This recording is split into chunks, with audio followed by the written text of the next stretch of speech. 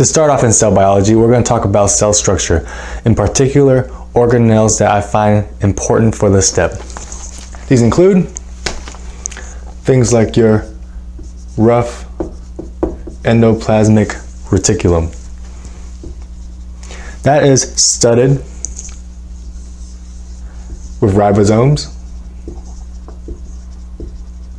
That's why I call it rough endoplasmic reticulum, and those ribosomes make proteins. These proteins are usually exported or secreted. Now, are all ribosomes stuck on RERs? No, you can have free floating ribosomes. So free ribosomes, these are going to make proteins that stay in your cytosol, so cytosolic, or proteins that are used by your organelles, like enzymes. And then to finish off our whole endoplasmic reticulum talk, we're going to talk about smooth endoplasmic reticulum, or just smooth ER. It's smooth because it doesn't have these ribosomes studded on it. These make steroids, and they help detox. Those are its functions. The step might want you to know where these are found most commonly. Where do you think the smooth ER is found most commonly? How about places where you need to detox, like your liver? How about places where you make steroids, like your gonads or your adrenals? Where do you think RERs are found most commonly? Well, cells that need to secrete things like plasma cells, cells in your gut, and then also neurons. Just for example, they're not, all inclusive, but these are just cells and places where you would find more RER or more smooth ER. Okay? So if we have your cell like this, and this is your plasma membrane, and here's your RER, full of ribosomes, full of proteins, is ready to secrete. We can't get it from RER to the plasma membrane just yet. We need a few helpers, a few buddies. One of them is called the Golgi apparatus. The Golgi apparatus helps guide proteins, helps put tags on proteins, tells it where it needs to go. We can break the Golgi into either the trans side, so the side facing the plasma membrane, and the cis side, or the side facing the RER. This is important because one way to get those tags to tell it where it needs to go is for the protein to bud out of the membrane, either of the Golgi membrane or the RER membrane. And when it buds out of the membrane, it gets coated by a protein or a tag that tells it where it needs to go. If it gets coated by a tag called COP1, that tag tells it to go from the cis Golgi back to the RER, or from the trans Golgi back to the cis side. That's not usually how things go, and so we call that retrograde movement. So again, that's cis to RER, or trans to cis. If a protein gets coated by COP2, that tells it to go from RER to the cis side, and that is the usual direction, and so that is called anterograde. RER to cis. So it budding out and getting that tag protein is very important to direct it where it needs to go. Lastly is clarithin.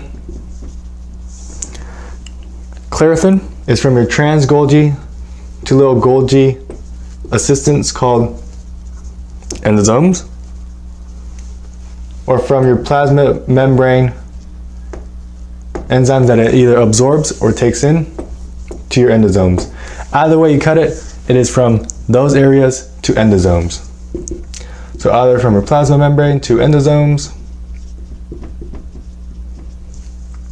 or your Golgi to endosomes.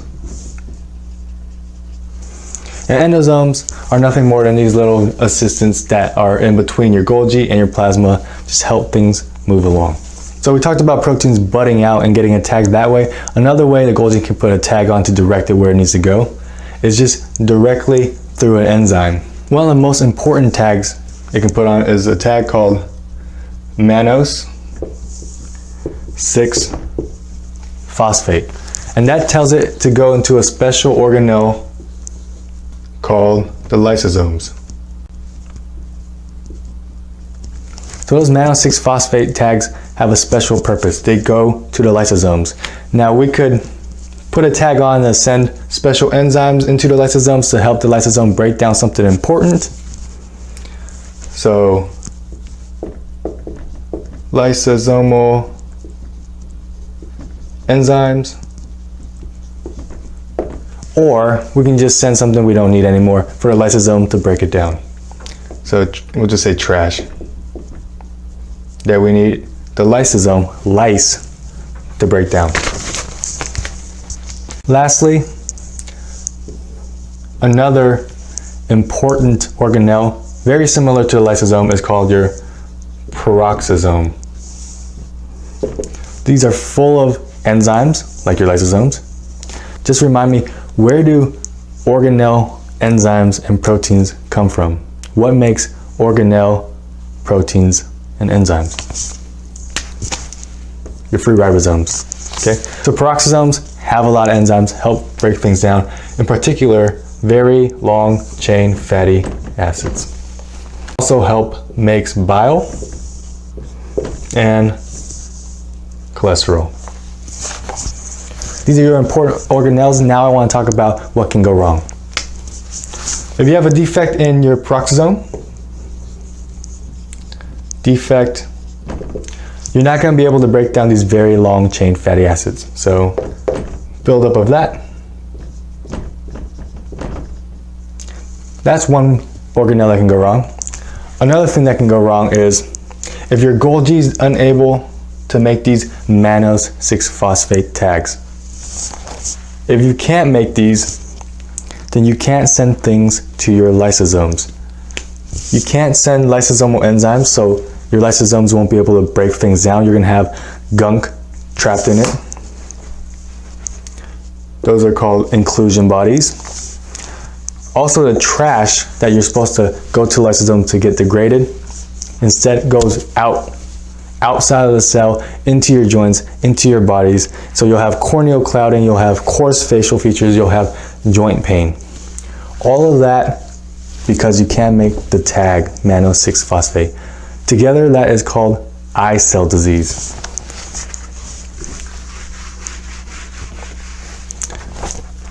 That is eye cell disease. Again, you're going to have inclusion bodies.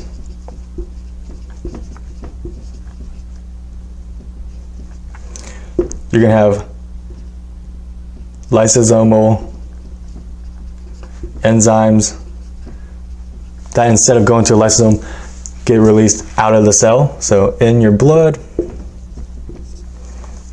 and deposit where you don't want it to deposit. You'll have coarse face, joint pain, corneal clouding, among others. That does it for organelles. Now I want to talk about the cytoskeleton. The cytoskeleton of your cell makes up a lot of its structure and also helps it move. There are three main components of your cytoskeleton. First one is your microfilament. This is better known as actin. Second is going to be your intermediate filament. And then lastly, your microtubules. Let's talk a little bit more in detail about each of them. Microfilaments, aka your actins, these are dynamic, which means they can grow and shorten if necessary. Because they can grow and shorten when necessary, they help in movement, they help in contraction. You might remember actin in your MSK block, helps muscles contract. Also, your cells can contract because we are talking about cell biology. It can help it contract during cell division. That is cytokinesis. That just helps it divide. Your intermediate filaments, these are not dynamic. They don't change much. And we like the fact that they don't change much because these are used for structural support. The most important thing about this, however, is that intermediate filaments are different depending on the cell. Clinically, we need to know this because if there's a tumor in a cell, we can stain that tumor, and staining the intermediate filament can help us identify what type of tissue it is. For example, in mesenchymal tissue, like connective tissue, the intermediate filament is vimectin. In muscles, it is desmin.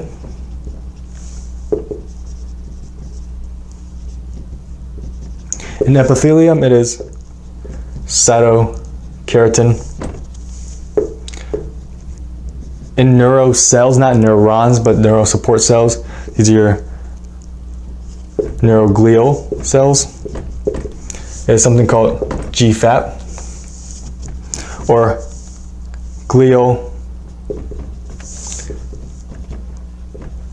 fibrillary acidic protein. And then neurons proper are going to be your neurofilaments. Now, if you've already started on other blocks, then things like vimectin and desmin and GFAP should sound familiar. Now you know exactly what they are and why we can stain them, because intermediate filaments differ from cell to cell.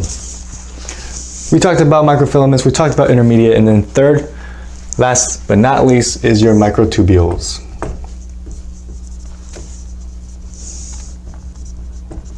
Your microtubules are made up of alpha tubulin and beta tubulin. They look kind of like that. They're called heterodimer. Dimer because there's two, hetero because they're different.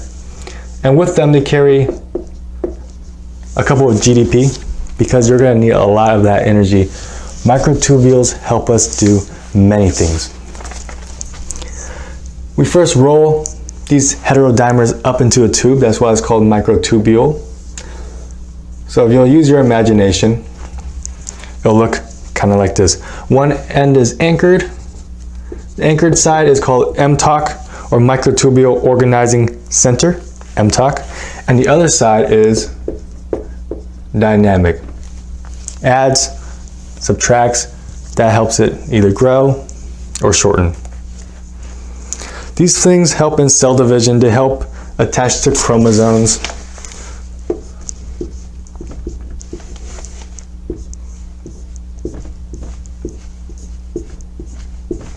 So we'll get into cell division later on, but if you remember, the chromosomes line up, and then something pulls it apart. The thing that pulls it apart are going to be your microtubules.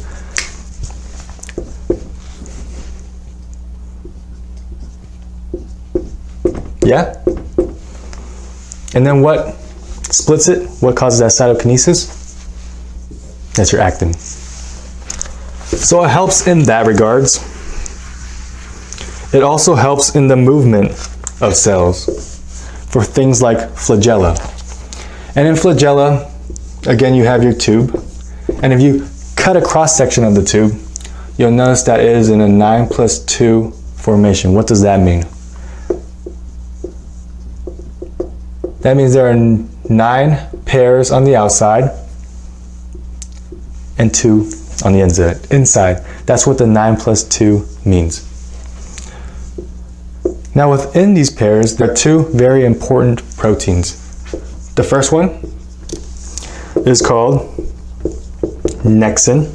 Nexin binds it, keeps it in place. So nexin keeps things in place. One thing keeps it in place, the other protein moves things, and that is your dynein. Dynein is what moves the microtubules, the flagella, what have you. Is there clinical importance to that? Of course, otherwise I wouldn't be talking. If you have a defect in dynein, that is called Cartagener's syndrome. Also know the actual scientific name, not the person name. That is primary cilia dyskinesia.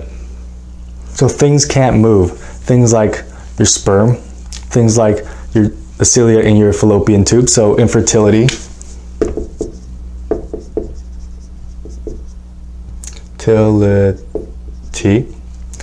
is common. Also, you have a lot of cilia movement in your lungs that helps us clear crap. So you're gonna have bronchiectasis because you can't clear the junk and the gunk in your lungs. And then lastly, and probably the coolest, is that your heart and your organs are switched on the other side. So that's situs inversus. A few theories of why that is. They say that dynein might play a role in positioning and moving proteins where it needs to go during early development. But know that if they talk about listening to heart sounds, and instead of saying left midclavicular space, they say right midclavicular space, or what have you, the auscultating on the heart positions is flipped to the right side, they're basically trying to say this without actually saying it. I've seen that on a few questions, so be aware of that. So dynein is very important in moving things around. It can move microtubules, it can also just move pure proteins. So if we take a neuron, for example, we'll see this is a neuron, this is the axon, and you're moving proteins from one end to the other. We'll just denote this as the negative end and this as the positive end. Dynein can move proteins from the positive end to the negative end. That's not usually how it goes. It usually goes the other way. And because of that, we call that retrograde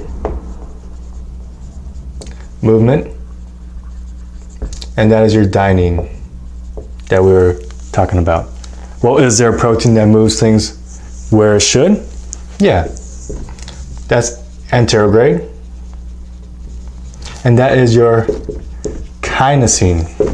Know that well. And that does it for our cytoskeleton. That does it for our motor proteins. And I want to leave with this. I want to talk about the cell membrane. In particular, the NAK ATP pump. Probably the most basic of basic. And because it's the most basic of basic, I worry that some students might get it wrong. Sometimes when we study very basic information, we go over it a million times, we get comfortable with it, and we don't review it.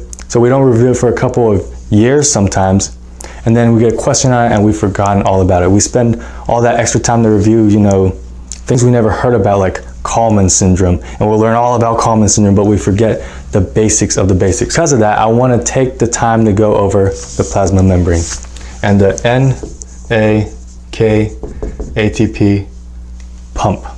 Let's just see how it works. There are 4 steps in total. The first step, 3 sodium are going to go in. So 3 sodium in. Now ATP comes along, gives some energy